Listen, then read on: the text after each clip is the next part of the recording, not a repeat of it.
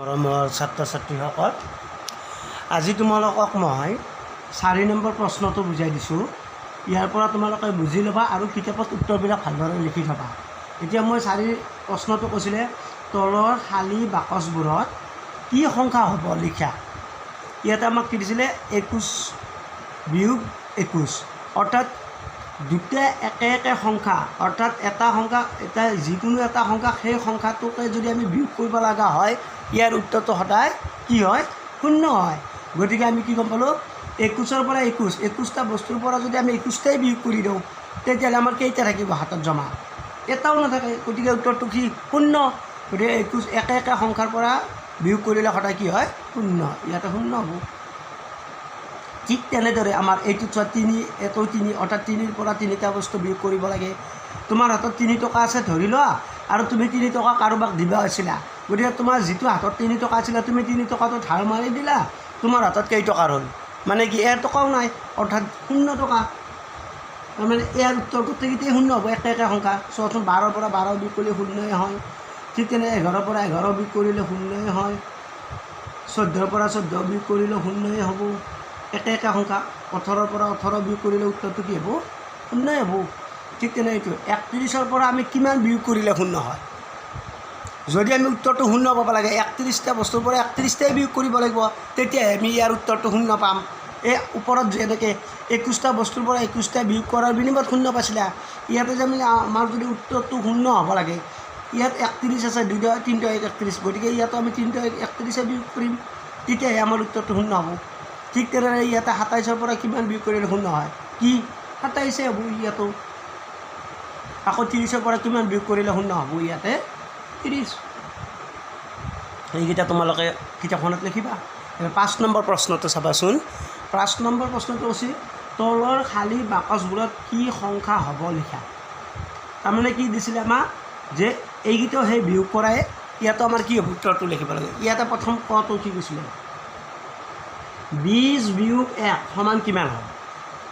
এটা কথা মনত ৰাখিবা, যিকোনো এটা সংখ্যাৰ পৰা যদি আমি 1টোক বিয়োগ কৰোঁ, যিকোনো সংখ্যাৰ পৰা যদি 1টোক বিয়োগ কৰোঁ, সদায় সেই যিটো সংখ্যাৰ পৰা বিয়োগ কৰিম সেই সংখ্যাটোৰ আগৰ সংখ্যাটো হয়। গতিকে আমাৰ এইটো কি আছিলে? 20। 20ৰ পৰা আমি 1 বিয়োগ কৰিম, গতিকে কোনটো সংখ্যাৰ পৰা 1টোক বিয়োগ কৰিব দিছিলে? 20টোৰ পৰা। তাৰমানে 20টোৰ অৰ্থাৎ এই সংখ্যাটোৰ আগৰ সংখ্যাটো হয়। অৰ্থাৎ 20ৰ আগত কি হয়?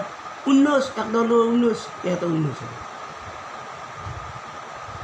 ঠিক তেনেকৈ 31 বিয়োগ কিমান? ইয়াতে আমাৰ একো নাই, খালী বাকচ = 30 হ'ব লাগে। আমি যদি 31ৰ পৰা কিমান বিয়োগ কৰিলে 30 হয়, তাৰ 31ৰ আগৰ সংখ্যা কি? 30। অৰ্থাৎ 31ৰ পৰা এনেকুৱা এটা সংখ্যা বিয়োগ কৰিম য'ত নেকি উত্তৰটো 30 হয়। আগৰ সংখ্যাটো পাইছোঁ, গতিকে 31ৰ পৰা 1 বিয়োগ কৰি দিলে উত্তৰটো 30 হয়। 31 বিয়োগ 1 সমান 30। ঠিক তেনেকৈ বাকীকেইটা একে গণিত তোমালোকে হোমৱৰ্ক কৰিবা। এই ঘ প্ৰথম ছটো আৰু ঘটো এক্সট্ৰা কৰিব লাগিব। 6 নম্বৰটো চাবা।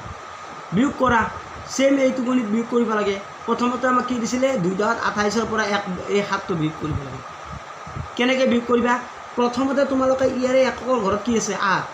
এই এককৰ তলত 8টোৰ তলতে 7টো আছে নহয়, অৰ্থাৎ 8টা বস্তুৰ পৰা 7টা বস্তু বিয়োগ কৰিবা প্ৰথম কাম। 8ৰ পৰা 7 গ'লে কিমান? তেতিয়া তোমালোকে কি কৰিবা? 7ৰ বিয়োগৰ ভাগটো মাতিবা। 7ৰ 7 গ'লে থাকিল 0, 8ৰ 7 গ'লে 8ৰ 7 গ'লে থাকিল 1। তাৰমানে এই 8ৰ পৰা 7টো বিয়োগ কৰিলে কিমান হয়? 1। এইবাৰ আমাৰ কি হ'ল? 2টো। এই 2টোৰ তলত কিবা সংখ্যা আছেনে চাবা। যদি এনে কিবা এটা সংখ্যা থাকে তেতিয়া 2ৰ পৰা বিয়োগ কৰিবা। যিহেতুকে 2ৰ পৰা একো সংখ্যা বিয়োগ কৰিব লগা নাই, তেতিয়াহ'লে এই 2টো আমাক তলত নমাই দিবা। অৰ্থাৎ উত্তৰটো কিমান হ'ল? 2 × 1 = 21। ঠিক তেনেকৈ এইটো সেই একে। প্ৰথমতে আমি এই চিধা বিয়োগ কৰিবা। 9ৰ পৰা 8 বিয়োগ কৰিলে কিমান হয় সেইটো লিখিবা। তেতিয়া তোমালোকে বিয়োগৰ 9টা কাৰ ভাগ মাতিব লাগিব? 8ৰ ভাগ। 8ৰ 8 গ'লে থাকিল 0, 9ৰ 8 গ'লে থাকিল 1। তাৰমানে 9ৰ পৰা 8 গ'লে থাকিল কিমান হয়? উত্তৰটো 1।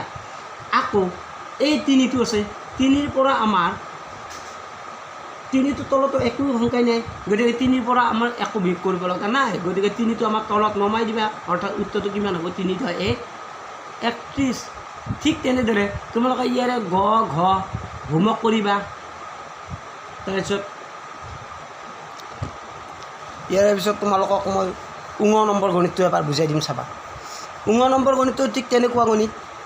প্ৰথমতে আমি কি 6ৰ তলত কি আছে সেই সংখ্যাটো বিয়োগ কৰি ইয়াতে লিখিম অৰ্থাৎ 6ৰ পৰা 2 বিয়োগ কৰিলে কিমান হয় তেতিয়া আমি কাৰ ভাগ মাতিম 2ৰ ভাগ অৰ্থাৎ 2ৰ বিয়োগৰ ভাগটো মাতিবা 2ৰ 2 গ'লে থাকিল 0 3 2 গ'লে থাকিল 1 4 2 গ'লে থাকিল 2 5ৰ 2 গ'লে থাকিল 3 6ৰ 2 গ'লে থাকিল 4 তাৰমানে এই 6ৰ পৰা আমি 2টো বিয়োগ কৰিলে কিমান হ'ব 4 এতিয়া তোমালোকেতো এনেকৈও পাৰা 6 10 66ডাল আস্তা নিব লাগিল পাৰিবা নেকি ইমান আস্তা নিব নালাগে তেতিয়া কি কৰিবা আপোনাৰ চিধা চিধা অৰ্থাৎ তলে তলে বিয়োগ কৰিবা অৰ্থাৎ এককৰ ঘৰৰ গীতা এককত বিয়োগ কৰিবা ঠিক তেনেদৰে এইবাৰ আমাৰ দহকৰ স্থানৰ গীতা দহকৰ স্থানৰ তলত যি আছে এইটো বিয়োগ কৰা ইয়াতেও 6 আছে ইয়াতে 4 আছে অৰ্থাৎ 6ৰ তলত 4 আছে এইবাৰ 6ৰ পৰা 4টো বিয়োগ কৰিলে উত্তৰটো কিমান হয় সেইটো চাবা আকৌ কাৰ ভাগ মাতিবা এইবাৰ বিয়োগ 4 4 গ'লে থাকিল 0 5ৰ 4 গ'লে থাকিল 1 6ৰ 4 গ'লে থাকিল 2 উত্তৰটো কিমান হয় 2 10 4 24 ঠিক তেনেদৰে তোমালোকৰ এই গুণকেইটা সেম একেই তোমালোকে ইয়াৰে